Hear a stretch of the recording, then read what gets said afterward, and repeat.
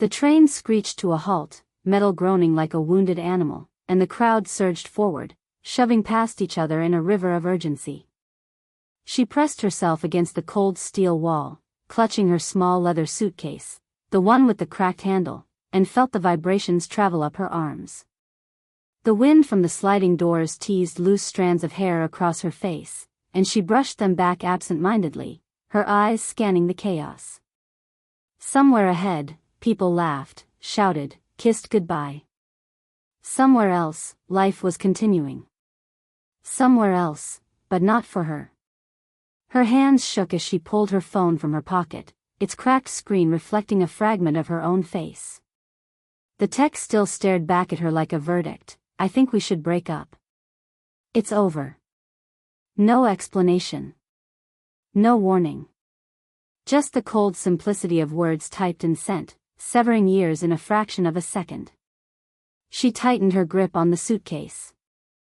Its worn edges pressed into her palms, grounding her, reminding her that she was still here, still moving, still breathing, still capable of feeling. She had left the apartment that morning thinking he'd wait for her, maybe even smile when she walked through the door. Instead, she had found the echo of her own heart in empty rooms and unmade beds. A man in a dark coat brushed past her, muttering something inaudible. She blinked rapidly, forcing herself to focus. The train station lights reflected on puddles on the floor, fractured and flickering, like the fragments of herself she was trying to piece together. Her gaze fell on a red scarf fluttering from someone's bag, caught by the gust of air from the arriving train. It danced like it belonged to another life, a life that hadn't ended in a text message. Her eyes narrowed as she watched a man in a sharp suit stride past, phone pressed to his ear. He looked powerful. In charge. Untouchable.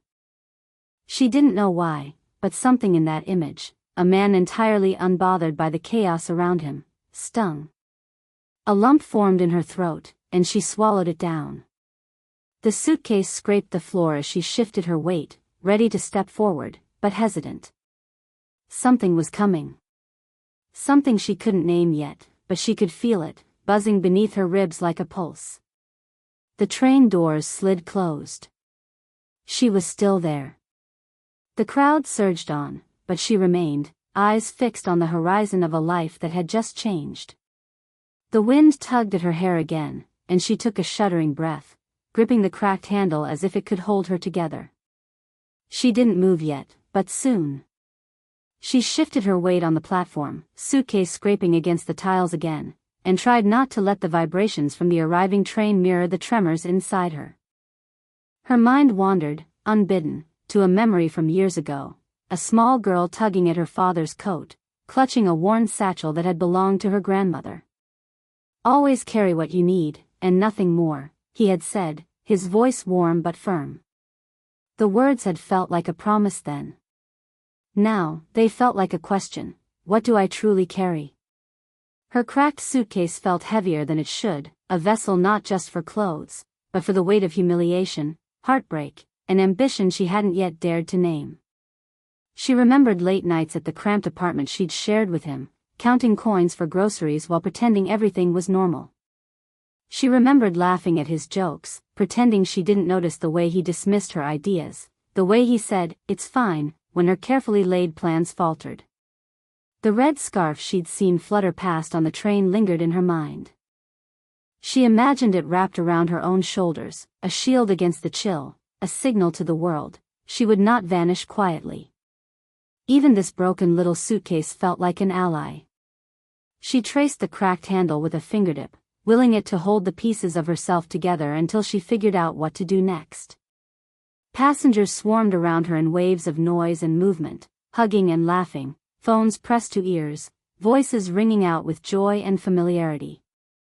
She watched them and felt the ache of absence. She was alone, a silent witness to intimacy that had once been hers, a ghost clinging to the edges of a world that had moved on without her. The man in the sharp suit she had noticed earlier lingered nearby, leaning against a pillar with a faint, almost imperceptible smile. He didn't speak. He didn't intrude. He simply watched, eyes calm but alert, as if he recognized her struggle without needing to ask. The silence felt deliberate, almost like a challenge. Her lips parted, an unspoken word hovering, caught in her throat. Her suitcase scraped again as she took a tentative step forward, and the wind tugged at her hair, as if teasing her courage. She thought of all the evenings spent hunched over a laptop, teaching herself everything she could about business, investments, leadership, all to ensure that no one could ever break her again. A soft laugh echoed from the crowd, a mother and child reunited. She paused, hand tightening on the suitcase handle. The man's gaze met hers briefly, a flicker of something unspoken passing between them. Then, just as quickly, he looked away. Her heart raced. She wanted to leave, to run, to disappear, but something in that quiet observation stopped her. She stopped mid-step, suitcase half lifted, caught between retreat and forward motion. The red scarf, the cracked handle, the memory of her father's words, they all pulsed in her mind. And for a single, suspended heartbeat, she wondered, what if the next move belonged entirely to her? The sky darkened suddenly, clouds rolling in like smoke, and a fine drizzle began to speckle the platform tiles. She tugged her jacket tighter, the cracked handle of her suitcase digging into her palm. The stranger remained across the way, the collar of his coat raised against the rain, hands shoved deep into pockets. For a moment, she caught a glimpse of worn leather shoes peeking from under his tailored trousers, scuffed and frayed at the edges, a subtle detail that didn't belong to someone so polished. Her curiosity pricked at her chest. He shifted slightly, and she noticed a flash of paper tucked in his wallet as he fished something from his pocket, a faded photograph, edges curling, a child smiling up at a man she assumed was him. She blinked, stomach tightening. Here was someone else carrying invisible scars, someone whose life wasn't perfect either, someone whose silence might carry as much weight as words. The rain fell harder, tracing rivulets down the suitcase's worn leather and the red scarf she had imagined yesterday. She felt the weight of her own history pressing down, the late nights of grinding, the constant calculations of survival, the sting of betrayal that had seemed absolute. And yet, looking at him, she saw a reflection of her own resilience, a quiet endurance that had made him who he was, just as it had shaped her. The platform lights flickered with each passing train, creating brief pockets of clarity in the dim chaos. She wanted to leave, to vanish into the crowd, to run back to the safety of her apartment where heartbreak could be nursed in solitude. But some magnetic pull held her feet in place. The rain soaked her hair, dripped down her neck, but she didn't move. Her thoughts spiraled. Was he here by coincidence, or had fate, or something darker, conspired to place him in her path? She caught herself imagining the worst, the idea of manipulation hiding behind that unreadable calm. Yet, there was also a strange sense of understanding, as if he recognized the battle in her chest, the quiet war she fought daily against doubt and humiliation. Thunder rumbled low in the distance, almost conversational, and she flinched as it echoed the storm inside her. Her suitcase scraped the tiles again, the sound grounding her, reminding her that she still had choices. She could leave. She could retreat. Or she could step closer, letting whatever unspoken challenge linger between them grow, testing the boundaries of fear, desire, and curiosity. For a long moment, neither moved. Rain plastered her hair to her face, water dripping off the suitcase handle. She watched him adjust the photograph in his wallet, and their eyes met briefly, an unspoken acknowledgement passing between them. And then the moment broke, not with words, not with motion, but with possibility suspended, as if the next heartbeat might tilt everything either towards safety or into the unknown. She started to step onto the moving train, suitcase scraping along the wet tiles, when a sudden hesitation stopped her mid-stride. The rain blurred the lights, turned the platform into a watercolor of gray and gold. Her hand lingered on the cracked handle, the leather slick with water, and for a moment she considered vanishing into the crowd, letting herself dissolve like smoke into anonymity. But then, out of the corner of her eye, she saw him. He wasn't moving toward her, wasn't calling her name, wasn't doing anything that could be construed as safe or comforting. Yet there he was, standing near the platform edge, holding something. A red scarf. Her red scarf, the one she had imagined yesterday, fluttering like a promise in the wind. Now it rested carefully in his hands, folded neatly, as if he had preserved it for her alone. She froze, heartbeat hammering, the suitcase forgotten for a moment. Some people carry more than just bags, they carry silence, she thought, the words slipping out like a whisper meant only for her. She studied him, the sharp suit, the scuffed shoes, the photograph tucked safely back into his wallet. The ordinary details had become extraordinary in the way they revealed a hidden history, a hidden pain. And suddenly, her own loneliness felt mirrored in him, as though the universe had placed two broken pieces on the same platform, waiting to see if they would connect. Around them, the crowd continued to push forward, ignoring the quiet spectacle. A mother shot her a curious glance, her child tugging at her coat, whispering a question the mother didn't answer. A man laughed loudly into his phone, oblivious to the tension vibrating between the two of them. Society's quiet judgment pressed in from all sides, and she felt it, every whispered assumption, every half-seen suspicion, weighing her down. Her hands trembled, gripping the suitcase as if it could anchor her to the ground. She wanted to turn and walk, to escape the suffocating weight of unspoken words and imagined futures. But something rooted her there, a mix of fear, longing, and curiosity that she didn't yet understand. The rain fell heavier, drumming against the metal beams of the platform. She tilted her head, searching his face for a clue, a sign, a betrayal, a reassurance. He caught her gaze and offered a faint, enigmatic smile, not comforting, not inviting, not cruel, but charged with possibility. Her breath caught. The suitcase scraped against the tiles again. The red scarf, held delicately in his hands, seemed to pulse with meaning, a symbol of endings and beginnings tangled in a single thread. And then, as the train began to move, she did nothing, paused, watching, suspended between choice and surrender. The moment the train doors slid shut behind her, she felt an unexpected jolt, not from the movement, but from the sudden clarity that struck her like lightning. She had thought she knew the man, the stranger who had mirrored her own struggle, who had held the red scarf like it belonged to someone fragile, someone she could almost understand. But now, standing in the bustling station cafe, she noticed the nameplate on the reserved table he slid into, M. Harrington, CEO. Her breath caught.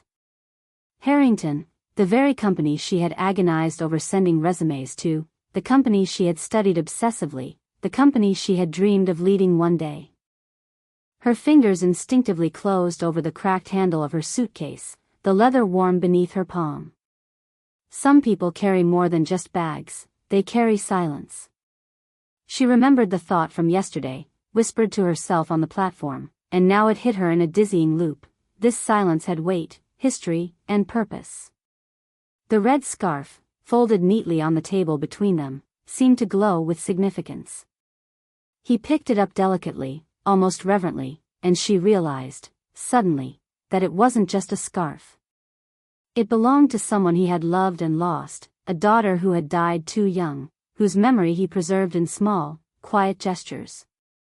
That realization settled in her chest like stones, making her pulse erratic and her hands tremble around the suitcase handle. Her mind raced through the earlier months, the late nights of counting coins, the pangs of loneliness, the bitterness of betrayal, and suddenly, all of it felt like preparation. Preparation for a collision she hadn't expected, a convergence of lives she had assumed were separate.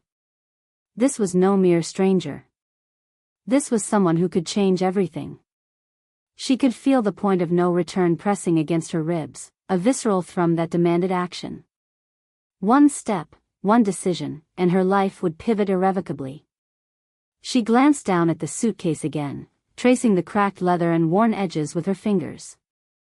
It had carried her struggle, her ambition, her heartbreak, everything she had been fighting to survive. And now it felt like a key. The cafe chatter seemed distant, muted, as she took a deep breath. The man's eyes met hers, calm but probing, as though he knew she had understood more than she had intended. Her pulse throbbed. The red scarf between them was no longer just a token of past loss. It was a bridge, a question, a challenge. She rose slowly, suitcase in hand, moving toward the room behind the glass doors at the edge of the cafe, the office, the boardroom, the space where everything might change.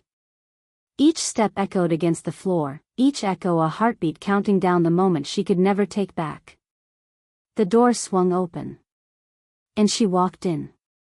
The boardroom windows gleamed with the pale gold of late afternoon sun, but the warmth did little to thaw the chill threading through her chest. The same cracked suitcase that had anchored her through heartbreak now rested at her feet, its edges worn but steadfast. The red scarf, once a symbol of fleeting connection, lay draped over her chair, folded neatly, returned to her by him with a quiet reverence that made her chest ache. She glanced at him, the man who had held both silence and revelation in equal measure. He was no longer the distant figure at a crowded platform. He was a storm of power, history, and unspoken grief. And yet, there was a flicker of something almost familiar in his gaze, a pull that drew her in despite every rational thought screaming for distance. "You're remarkable," he said softly, almost as if confessing a secret. His eyes lingered on her hands, her posture, the subtle strength she had carried hidden behind quiet observation. "You remind me of someone I lost. Someone I never stopped looking for in fragments of the world." The word struck her like a lightning bolt. Not love, not desire, but recognition, a reflection of grief, resilience, and memory. The room seemed to shrink around her, the tension tightening like a cord ready to snap. She realized, with a simultaneous ache and liberation, that her victory was never meant to be about him, but about herself. She picked up the red scarf and held it to her chest. It had traveled from hand to hand, from imagination to reality, carrying the weight of longing, loss, and connection. She tucked it carefully into her suitcase, the act less about possession than about closure. "This is mine now, but not mine to keep alone." The hum of the city outside the glass walls seemed distant, irrelevant, as she stepped closer to the window. The crowded platform of yesterday, the train station of her heartbreak, the trembling hands clutching a cracked suitcase, all of it had led to this mirrored moment. Only now, the roles were reversed. She was the observer, the survivor, the one who had moved forward while the world watched. He rose as well, his presence commanding yet fragile, like the fragile photograph she had glimpsed before. She understood the truth. He had chosen to act, to acknowledge, because she stirred something he could not forget. But her choice was no longer bound by expectation. She had walked through storms, counted coins, and carried herself when love abandoned her. She had her own power now, and she would not surrender it. She exhaled slowly, feeling the rebirth pulse beneath her ribs. A soft smile, private and unshared, traced her lips. She left the boardroom, suitcase in hand, her head held high. The room would remember her, but the world outside awaited her on her own terms.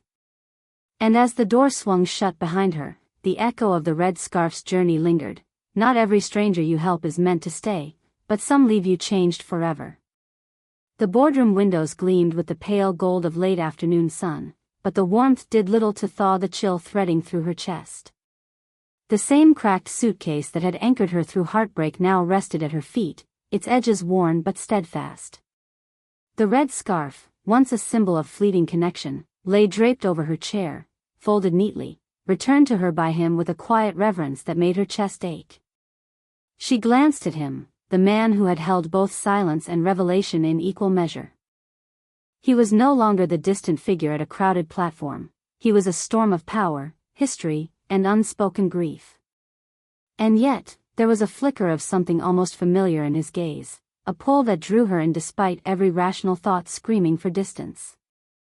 "You're remarkable," he said softly, almost as if confessing a secret. His eyes lingered on her hands, her posture, the subtle strength she had carried hidden behind quiet observation. "You remind me of someone I lost. Someone I never stopped looking for in fragments of the world." The word struck her like a lightning bolt.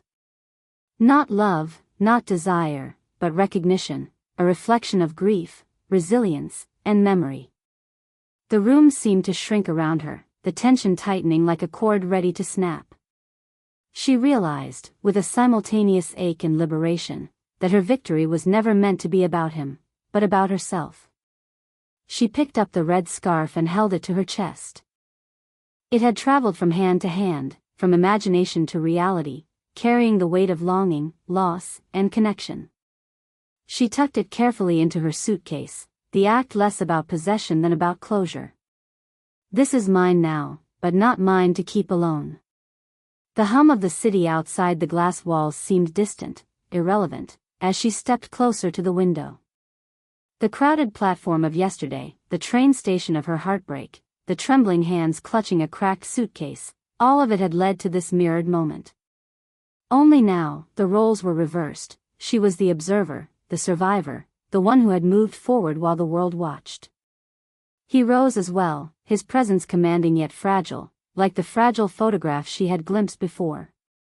She understood the truth. He had chosen to act, to acknowledge, because she stirred something he could not forget. But her choice was no longer bound by expectation. She had walked through storms, counted coins, and carried herself when love abandoned her. She had her own power now, and she would not surrender it. She exhaled slowly, feeling the rebirth pulse beneath her ribs. A soft smile, private and unshared, traced her lips. She left the boardroom, suitcase in hand, her head held high. The room would remember her, but the world outside awaited her on her own terms. And as the door swung shut behind her, the echo of the red scarf's journey lingered. Not every stranger you help is meant to stay, but some leave you changed forever. The morning sun filtered through the half-open blinds, dust motes dancing lazily in the golden light. She moved quietly across the apartment, the suitcase she had carried through storms and stations now tucked into a corner, its cracked handle softened by time and use. On the small wooden desk, the red scarf lay folded in a drawer, its vibrant color muted under the lamplight. She didn't touch it, didn't need to. Its presence alone was enough, a silent acknowledgement of journeys survived, of connections that had left their imprint. She stepped onto the street, coat pulled tight around her shoulders, each step deliberate. The city hummed around her, a blend of chatter, wheels, and distant sirens, yet she felt a calm she hadn't known in months. Her hands, once trembling with fear and uncertainty, now moved with quiet assurance. Each footfall echoed the rhythm of a heart that had learned resilience. She paused at the corner cafe, watching couples and friends converge, their laughter light, unburdened. There was no envy this time, only a recognition of her own path, winding and uneven, yet wholly hers. Sometimes love is not romance, it's recognition, she whispered to herself, the line from yesterday's platform lingering softly in her mind. The words wrapped around her chest, a balm for lingering ache, a compass for what remained to come. A gust of wind teased her hair, and she tucked it behind her ear, smiling faintly at the small beauty of ordinary life, a stray cat leaping over a puddle, the aroma of fresh bread drifting from the bakery, a child gripping her mother's hand. The city carried on without pause, and she did too, not running, not fleeing, but moving forward. Her gaze drifted to the horizon, where sunlight kissed glass buildings and steel bridges alike. In the distance, memories of trains, rain, and quiet observations shimmered like echoes. The symbolic objects, the suitcase, the scarf, had become markers of more than loss, of endurance, of subtle victories, of the courage to continue when no one else noticed. She took a slow breath, letting the rhythm of the city align with the rhythm of her chest. There was no fanfare, no dramatic closure, only the gentle hum of life continuing, carrying both what had been lost and what had been discovered. She walked on, solitary but unbroken, the weight of the past now a quiet companion, not a chain. And in that lingering pause, she thought, not with sorrow but with understanding, some stories don't need an ending, they only need witnesses.